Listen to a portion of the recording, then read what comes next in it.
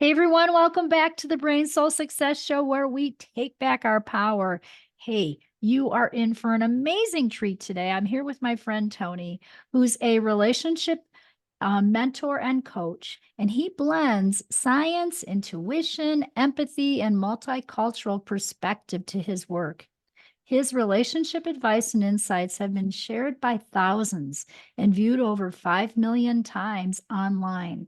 His inspiration to reduce the divorce rate by champion more honest, more open, effective communication between couples, and his life mission is to make relationship skills a cornerstone for everyone's education. He is so completely awesome. I'm so excited to be with you today, Tony. Thank you for hopping on the show today. Thank you so much, Louise. What an intro. Thanks a lot. Oh, you are, yeah, no, I know you just have just done so much amazing work with people. How did you even get into, you know, the whole world of relationship coaching? A little bit roundabout. Well, I needed relationship coaching. I'm a divorced father of two, and I was actually married to my high school sweetheart. We met when we were like 15 years old, and we got married. We were madly in love. We got married in our early 20s, and we had these two beautiful children. And unfortunately, when things started to go wrong in our relationships, we didn't actually have the skills, one, to know what was going on, and secondly, to actually like work our way out of all the challenges that we were having. So our marriage ended, unfortunately, which was very, very traumatic to the four of us. And then I really, really started wondering, seeing the impact it had on me and especially on my children who were really, really young at the time. I Hmm. really wanted to find out what was it that made that, something which started so with so much hope, so much promise, so much optimism. How could it have, gone wrong and where did I go wrong? Hmm. And in trying to find out where I made mistakes, I learned so many things about relationships which I had absolutely no idea about. It's not just love. I learned that, love is necessary, but it's not sufficient. Hmm. And all the love and all the goodwill in the world is no guarantee of success.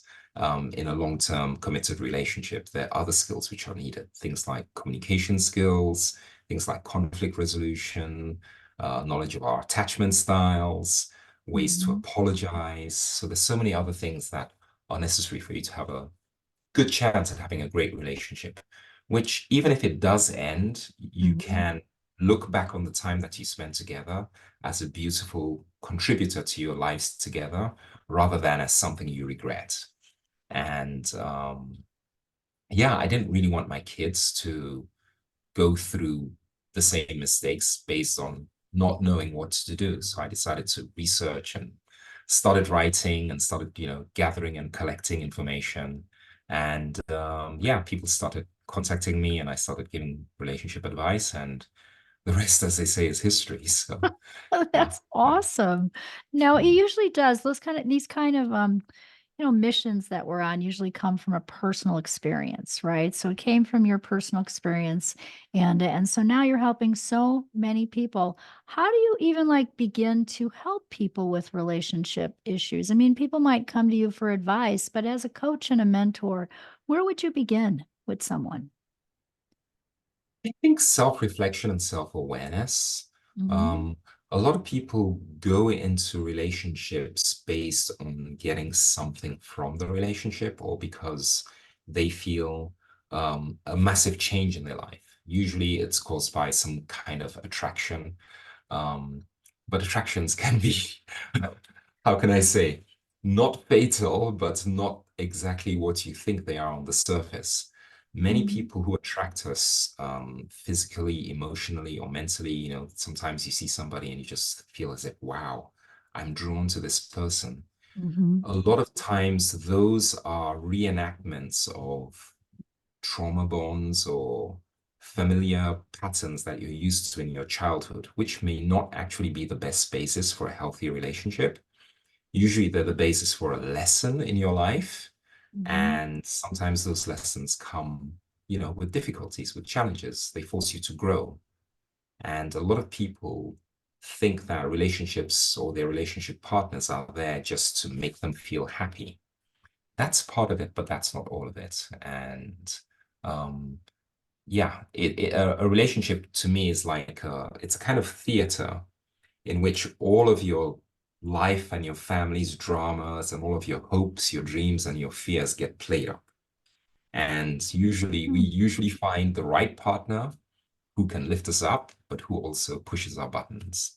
And yeah, we need help when it comes to the time when our partners push our buttons, because just as love can bring out the best in you, uh, love problems can bring out the worst in you too. And usually that's where people need a lot of support. So I Yes. help people really to get a kind of context, a kind of kind of container where they can sit down and realize that, hey, just because my partner doesn't see eye to eye with me on a certain topic, and Hmm. that topic is very, very near and dear to me, and it's quite painful to me, doesn't mean that one, they're a bad person, doesn't mean that I am a bad person. It just means that, you know, both of you just do not have the skills that it needs sometimes to actually communicate to each other or to express your love for each other or to set boundaries in a healthy, positive, empowering way.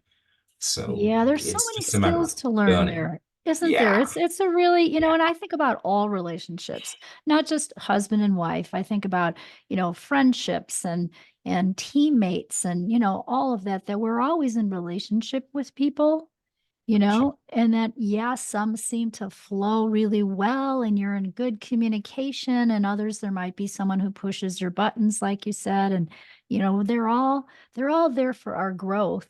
Um, what I found, because I work with a lot of women, is uh, it's often still a journey inside.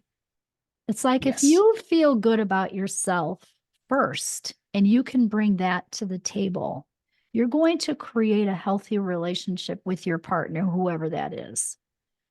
Right? I fully agree. I really fully agree. I mean, all relationships are a journey, and the most important relationship we have is the one that we have with ourselves. Or Hmm. should I say ourselves, because we've got multiple parts to our personality. And sometimes those parts can be in opposition. Sometimes they're like an orchestra and they're playing beautiful music and a beautiful symphony together. But sometimes they're in opposition to one another. So you may want to be adventurous, you may want to be like outgoing and really expressive. And at the same time, you may feel shy. You have another part of your personality that feels shy. Hmm. You may want to be daring and, outgoing, and on other times you may just want to sit back and just relax and go with the flow. And we've got all these aspects of our personality, and it's great for us to know our personalities first so that we can then use our personalities to express love to our, you know, romantic interest. Let me put it that way. Or even Yeah. our just a relationship partner. You may have a sibling relationship, you may have a teammate, you may have a work colleague, somebody in your sports club, in your social club, in your social circle. And the inner parts of you or the inner parts of you, it's good for you to know them so that you can use them to your advantage and to your relationship partner's advantage too. Absolutely. So, how does one know those parts of themselves? Introspection, I think it really takes that's one of the paradoxes in romantic relationships. Usually we have our deep hopes, dreams, and our deep fears. And when we meet someone who makes us feel really, really wonderful, it seems as if that person, through their relationship with us, gives us the courage to transcend our fears and to transcend all of our limitations. That's usually the great, exhilarating honeymoon part of a relationship. But that's a little trap because relying on an external party, an outside partner to help us to overcome our fears to a great degree, that can be dangerous. It's great if they are there to help us, but we've got to do the internal work. Yes, Yeah. I always see it comes down to that internal work, you know? Yeah, we've got to do the internal work. So, if I'm very, very shy or if I'm not good at setting boundaries, Mhm. I may tend to be attracted to somebody who's very good at setting boundaries because they have this quality which I don't have. And I may tend to lean on them to set boundaries for me. When I've got to do the internal work, they can serve as a role model. Mhm. They can serve as someone who can encourage me to, step up and take my own responsibility. But it would be unfair for me to delegate my responsibility for setting my own boundaries to them all the time. And Right. a lot of people fall into that trap in a relationship whereby, they feel like, oh, you complete me, I've got this massive void. And when I'm with you, I don't feel this void. And that's usually because you're distracted by them, not because the void doesn't exist. But, Mhm. if you have a void and you have, some growth to do, it behooves you to do that growth on your own. Your Mhm. relationship partner can be a great catalyst, can be a great coach, can be a great cheerleader, can really, really help you and mentor you and encourage you in doing that. But they can't do that for you. And neither can you do that for them.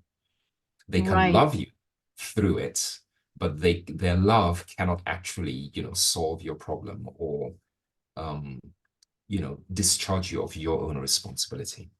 Yeah, give us an example of like a trauma bond. You work with a lot of people with relationships. Describe that to us here.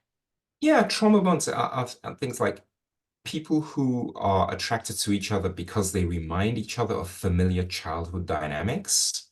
Let's Mhm. say I grew up in a household whereby my parents were always fighting. And I hated that. And so basically conflict scares me. It's very, very traumatic to me. Now, I Mhm. would tend to be attracted to somebody who I perceive as being calm, as being soothing me and being calm, right? Mhm. So I may tend to try to go out or be attracted to somebody who gives me that calmness that I never had as a child. Now, if I base my partner selection only on that or primarily on that, what Mhm. I'm actually doing is that I'm using that person to soothe my childhood fear of conflicts. And Yes. I may miss seeing them for other qualities that they have. Yes, I can So totally when see that. things are good, Mhm. I find them really, they're really soothing, they're very, very reassuring and certain things like that. But when they get under stress or when I get under stress, I may blame them that, hey, you're not being soothing anymore. You raised your voice. You just remind me of my mom or dad. Like, what's going on? Without Yes. realizing that, my primary selection of them was to soothe my internal wound and only see them through that very narrow lens rather than see them as a full, human being who, yes, has this quality, but there are other things to them which I might Mhm. be ignoring because I'm focusing on that. So that's what I would call a trauma bond. A trauma bond. Okay. Yeah, yeah. Okay. So It still comes whereby, back to knowing thyself, right? yeah, And really knowing exactly. your patterns so that you can, like clearing those ancestral patterns too and those wounds from childhood so that you can show up fully in relationship. It's very important. Even in Yeah. the world of work, you know, um, even my clients and even my own children, when I talk with them about the, work relationships too. Those are tricky because people bring their own baggage into the work environment. That is And I correct. know that you do a lot of that work as well. And when they Yeah. bring that into the work environment, that energy still affects their decisions and what they're doing in their world of work. Yeah. I mean, I actually fell into that trap whereby I had a boss at work who really reminded me of my dad subconsciously. Mm-hmm. And I, yeah, I really wanted to impress my father and to really, really please my dad. And I Mm-hmm. realized one day that, I'm really working really my heart and soul out for this boss, but it really, really goes beyond something. I'm trying to prove something to him. Ah, And when I step back and I realize uh-huh. that I'm trying to prove something to him in the same way I was trying to prove, my worthiness to my dad because I wanted my dad to be proud of me. Once I made that realization, and it took me some time, it really, really changed the whole dynamic. So those kinds of things can happen also in the workplace also. Yeah, Yeah. absolutely. Yeah, so I see that a lot. I'm always clearing energy for people on those different kind of topics and people they work with or their relationships. Yeah, absolutely. Having effective communication though between couples is I think it's different for everyone, but it's also definitely skills that have to be learned, Yeah. Yeah. It's right? fundamental. It's necessary. I mean, obviously, naturally, we can speak to each other and we can communicate, but communication means different things to different people. Hmm. And some people place more emphasis on what is said, the content of the message, and other people place more emphasis on how the message gets delivered, on how the things are said.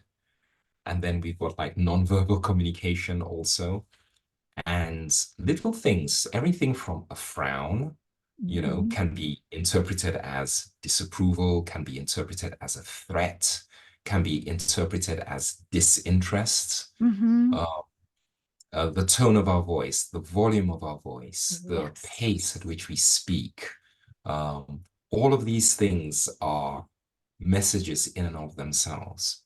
And it's not just, how can I say, it's not just what you say to your partner.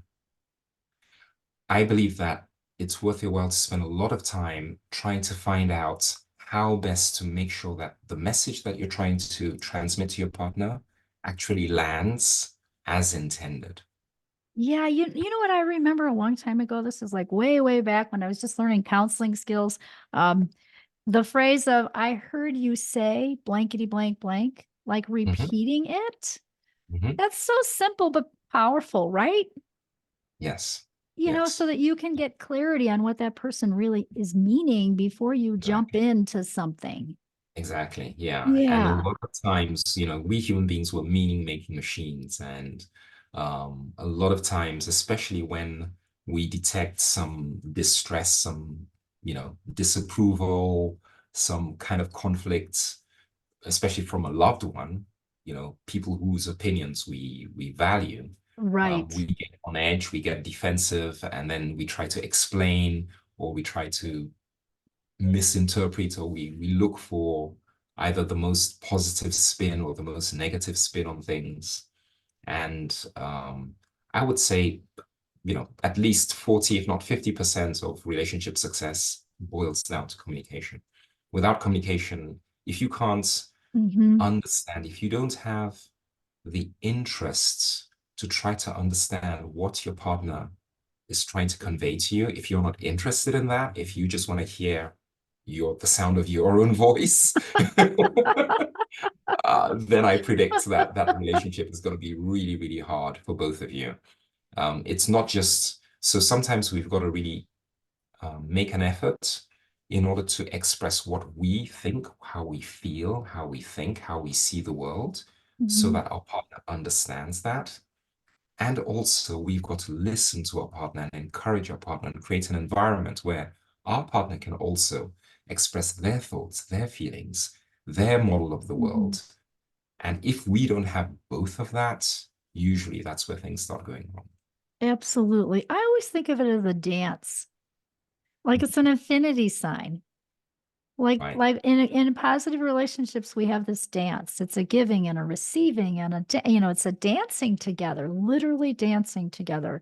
Yeah. Is how I see, all positive relationships, Yeah. you Yeah. know, So and then relationships bringing are, that kindness in too. I think we forget that, kind of everything you learned in kindergarten, bring to the table in your adult life, right? yeah. Um, Yeah. Yeah. how to, Especially when we're under stress, when we're under some difficulty. I mean, um, you know, a lot of arguments can get diffused and broken if one party in the argument just, takes a little step back and say, hey, we're friends. You're a great person. I really trust you. I really value you. What we have is a difference in opinion.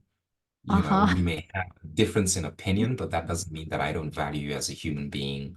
That doesn't mean that I don't want to laugh with you. It doesn't mean that I don't want to play with you. It just means that, you know, I think I'm right and you're wrong. But if you say that in a, but you can say that in a playful way, and you think that you're right, and I think you think that I'm wrong. Um, Yes. but Yes. but the thing is that sometimes we take ourselves so seriously, and we kind of project negative, you know, opinions on other people who with whom we have differences. And when that's done within a relationship, that's really awful. I think, that's just, yeah.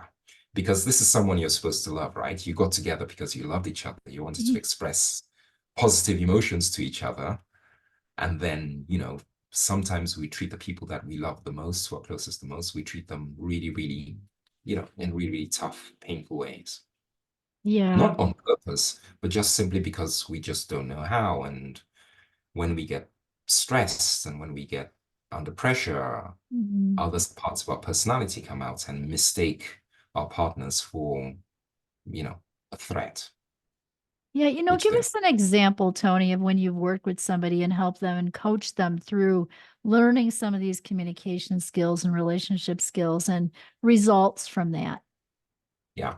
Well, I had actually it was a father and son. It was a really interesting case. I had a father and son who were really arguing.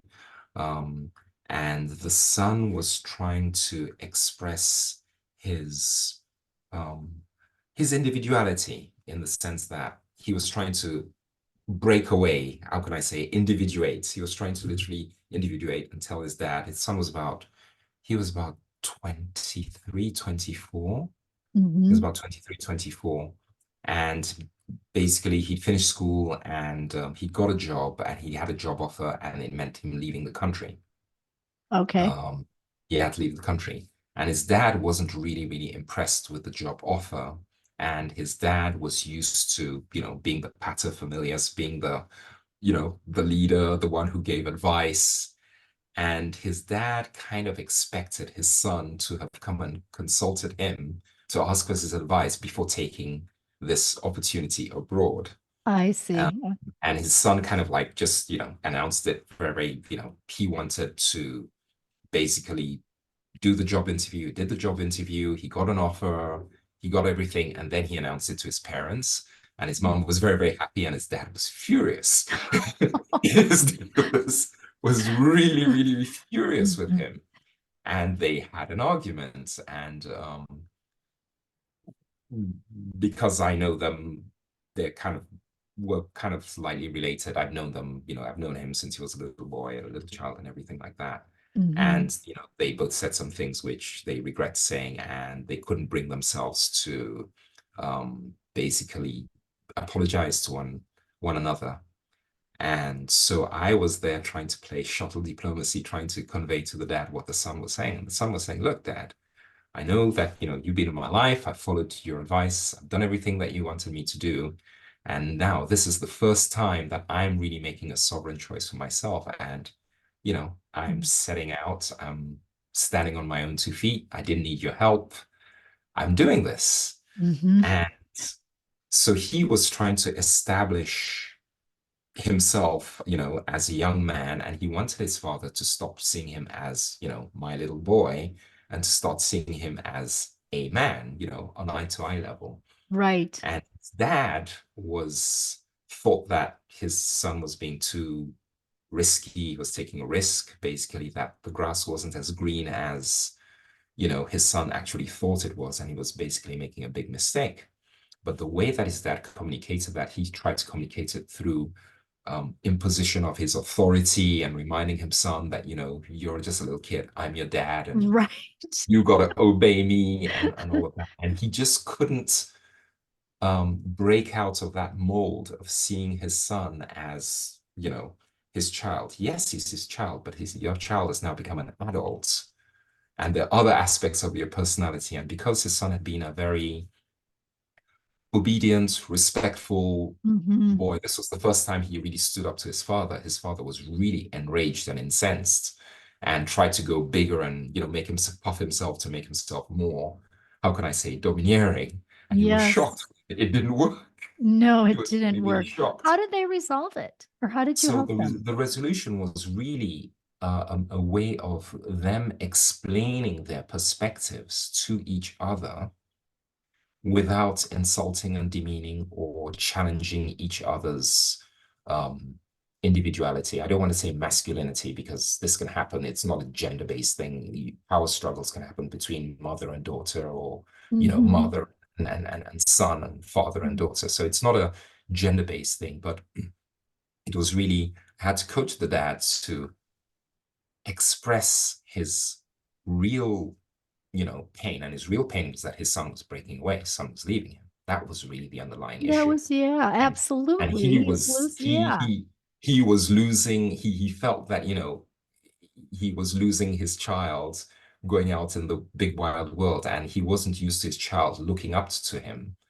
And to express his pain at that situation, rather than to express his pain by, doubting his son, and, kind Mhm. of challenging his son, and, putting his son down, and making snide remarks and all of that. So it was a matter of identifying what was really going on within him. And, he had to come to terms with, his little boy was a man, and his little boy was making his own way in the world. And his little boy didn't want or ask for his advice anymore, and he Right. felt out of sorts in that. So it was really a matter of getting him to connect to that, and to express that to his son, that look, I Hmm. may shout, I may sulk, I may, throw a tantrum, but really I'm scared. And I'm scared that I'm getting older. You're leaving home, you're setting sail, you're Hmm. starting out life. It reminds me of when I was a child, and all of those fears when I was starting out in life. I'm Hmm. scared that you're going to have them and I won't be there to protect you, and all that kind of stuff. And that's from the dad to the son. And also from the son's perspective, is he really, really wanted to do something on his own steam. So he wanted to stand on his own 2 feet, not rely on mom and dad, take this job and have an adventure out in the world.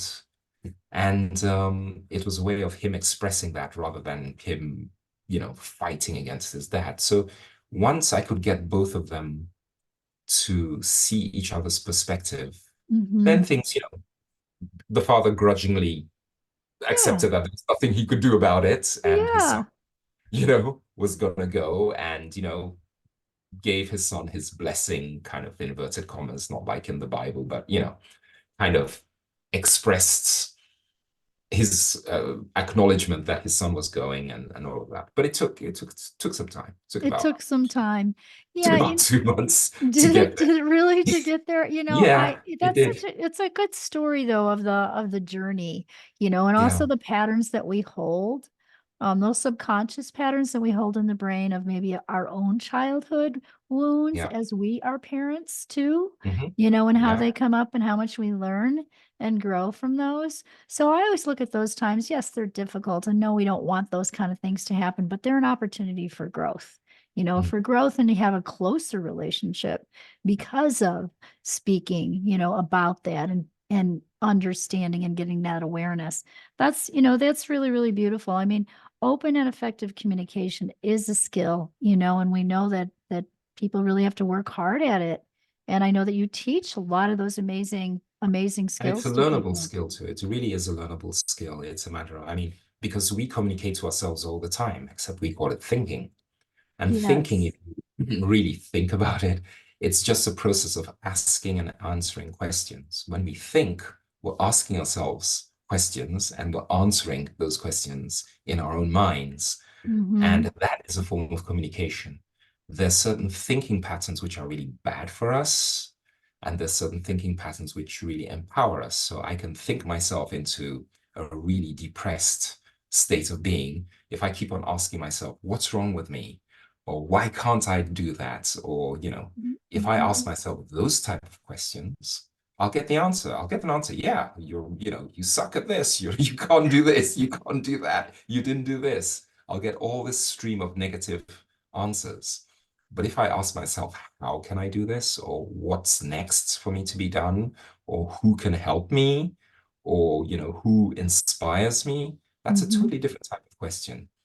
And that is Yes. a form of communication. So um, we communicate to ourselves, and we communicate to one another also. But it's not just communication in relationships. That's pretty, I mean, I see it as an intermarriage of um, six different aspects basically, but communication really is at the base. So you Mm-hmm. need to be able to communicate, i.e., to be able to listen to a message and try to seek understanding of what's trying to be conveyed to you and to convey that message to someone else. Yes. For example, I have two kids. One of them is an introvert, one of them is an extrovert. With the introverts, I really, really have to sit down and, grab his attention and, you know, say a lot without saying much. You see what I mean? I do. That's kind of cool. Yeah. If you see what I mean? Uh-huh. And we can have really deep conversations without really saying much. But with my daughter, who's an extrovert, we babble, we go back and forth and so it's a matter of, adapting your communication style to the person, Mm-hmm. you're in, in order to get your message across the best way that you can.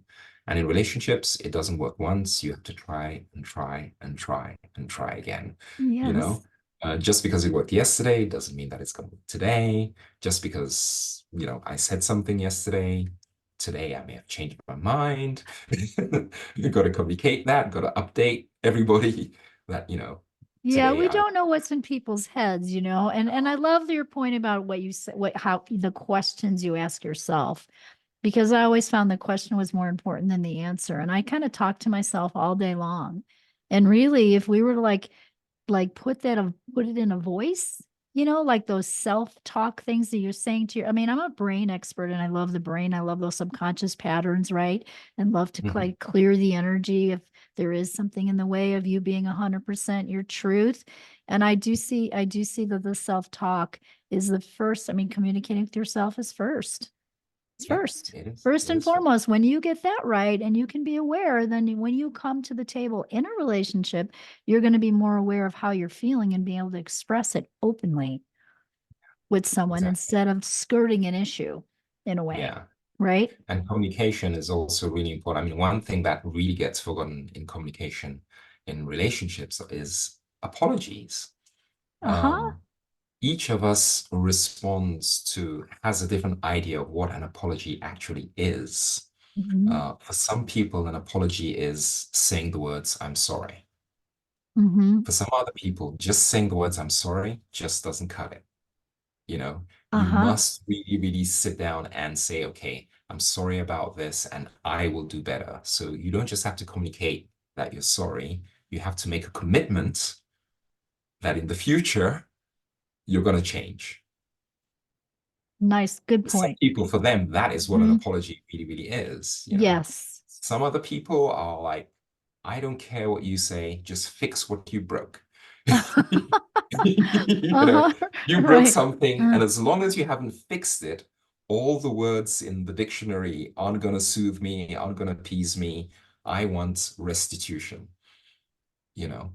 And so, one key that I may leave for your audience is that really, if you really want to succeed in your relationships, find out what's the best way to apologize to your romantic partner Ah, great tip. because you're going to need it. Yeah.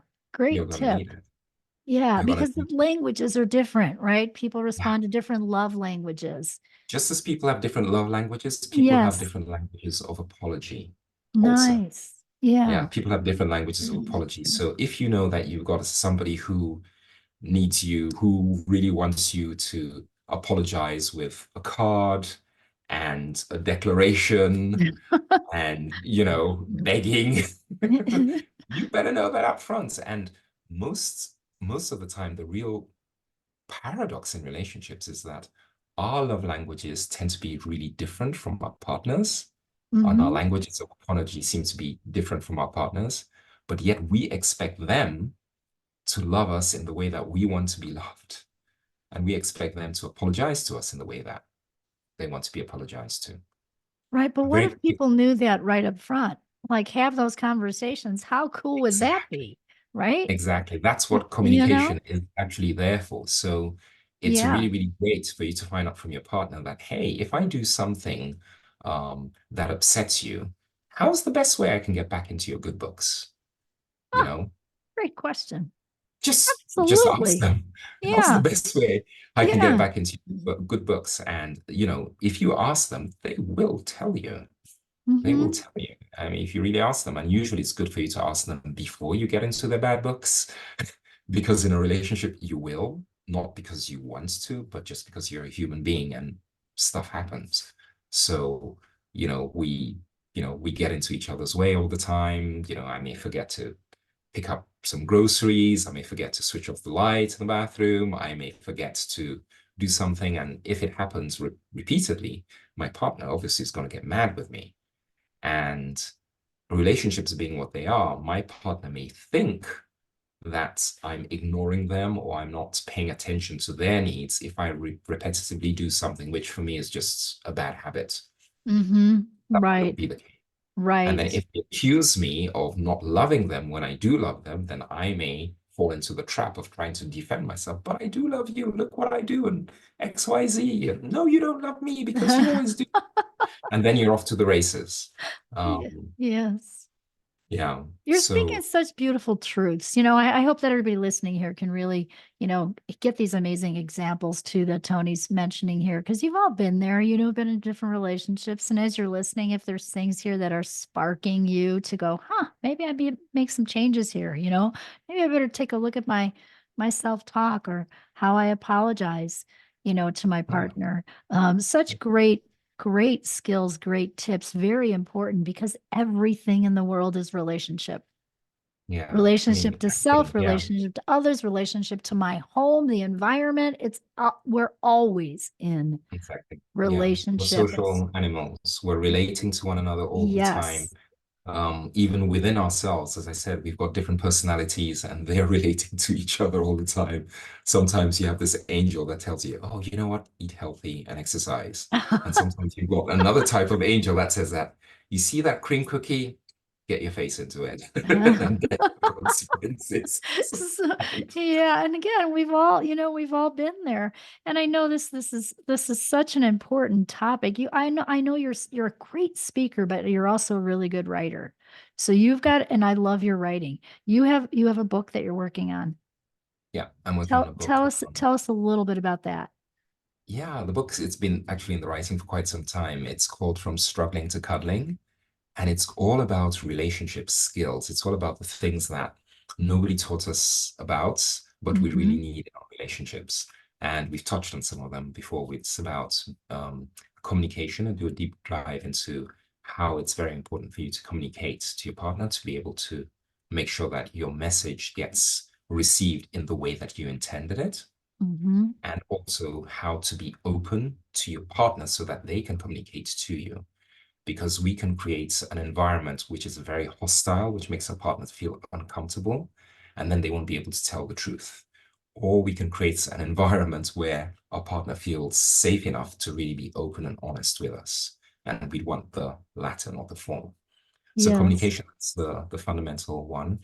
But on top of that, you need to be honest. You really need to be honest. And again, we have different definitions of the word honesty. Some people believe that honesty is only what comes out of their mouths, Hmm. whilst other people believe that honesty is a combination of what comes out of your mouth and how you behave. Hmm. Because some people can say one thing and do another thing, and you can say all the right things, but if what you do isn't what you say, then there's a disconnect which your partner will detect, Hmm. and they may have a different conception of what honesty is. Not, big example, let's say you have a spouse, husband and a wife, and the husband doesn't like the mother-in-law for whatever reason. And basically, the wife on her way back, she decides, to stop, have a conversation with the mom. The mom needed some financial assistance, and the wife gave her mom, $50 without telling the husband. And the husband then later on found out about that later and then accuses the wife of being dishonest, that, hey, you didn't tell me that you gave your mom $50. What are you hiding from me? And in the Hmm. wife's eyes, it's just, hey, this is my mom. I didn't tell you not because I was hiding something for you. I just didn't think about it. Mm-hmm. but she's been accused of being dishonest because in Mm-hmm. her husband's eyes, her not telling him how she spent that money on someone that he didn't particularly care for, that was a sign of dishonesty. Now, I'm not saying that the husband is right or the wife is wrong, but I'm saying that it's really good for the husband to know that his wife is the kind of person who, if she wants to give $50 to her mom and not Mm-hmm. tell him, that's normal behavior. That's not dishonest behavior. Right. It's normal behavior. See how much judgment there is in that example? Exactly. You know? And in the same way, the wife should also know that, hey, if I give $50 to my mom without telling my husband, he could potentially see me as being dishonest. I'm not saying it's a value judgment, but they should both know that their definitions of honesty are different. Yes. What I advise, they should work out, they should really come to an agreement on what's the standard of honesty in their relationship with one another. So Ah, they should have a great point. shared understanding of honesty in their Yes. relationship. Because Yeah. they can argue till the cows come home over whether you're honest or dishonest. But really, the challenge is they both have a different meaning to the same word. They Mm-hmm. believe that honesty, one person believes that honesty means X, and the other person believes that honesty means Y. So Yes. they use the So same word, true. but they mean completely different things. And Yes. a lot of conflicts arise about that. And honesty is a really, really big one because when one partner believes that the other partner is dishonest, that's usually terminal for the relationship. Yeah, that blows trust right out the water, you Yeah, know? Yeah. exactly. Because Yeah. that, as you said, it blows trust out, the foundation of trust Yeah. has So it's been that really trust. badly Mhm. damaged. And so a lot of other arguments, if they're based on things like, a difference in opinion of what honesty and trust means, if you don't attack it at that trust level, Mhm. those arguments will never ever stop. They'll never stop. Yeah, I can They'll see never stop. that. Yeah, wow, those are such great points. Hey, I'm Yeah. so excited. I know you're still writing and you're almost done. I'm so excited to Mhm. for your book to come out. And just delighted that we could learn from you today. So your wisdom and relationships and working with people is so deep. You've done a real, I mean, yeah, I feel like you've done a study Thank not you. just of your own life, but of other Mm. people in such a beautiful way and communication styles. And so needed. We're not talking about this enough. So I totally applaud you in your life mission here, Tony, and helping people really understand their communication, their relationship styles. And um, we will post some links here below. I know later. How can people get a hold of you if they want to work with you? Oh, the best way to do it is, yeah, contact me on Facebook or contact me on Instagram, Tony Fonderson. Yeah, I'm revamping my website also, and I'll put up a web form where you can contact me. And yeah, yeah, I'm Awesome. very, very happy Awesome. to Well, chat. thank you so much for being with us today and sharing your wisdom. This has just been an absolute gift. Um, leave us with one tip. What's Oh, one tip? with one tip, what can I say? Um, I learned that the shortest poem in the world is me, we. Wow. And that's what the whole world is made of. It's made up of us, but it's made up of others. I really believe that what we really need is greater understanding between, you know, ourselves. And just as we want to be understood, so other people want to be understood. So live your life in a kind of way that you understand people. Extend that courtesy of giving people the understanding and the benefit of the doubt that you want them to extend to you. It's me, we. Me, we. Oh, I like that. Me, we. That's so awesome. Oh my gosh. Thank you again for being with us today. And everyone, please, rate and subscribe here. Let us know how you like this podcast and what topics you would like to, for us to cover here in the coming weeks. Got some great guests coming up here. I am so excited you were with us today, Tony. Thank you so much, Thank you so everyone. And much, Lee. remember, follow your heart and take your brain with you.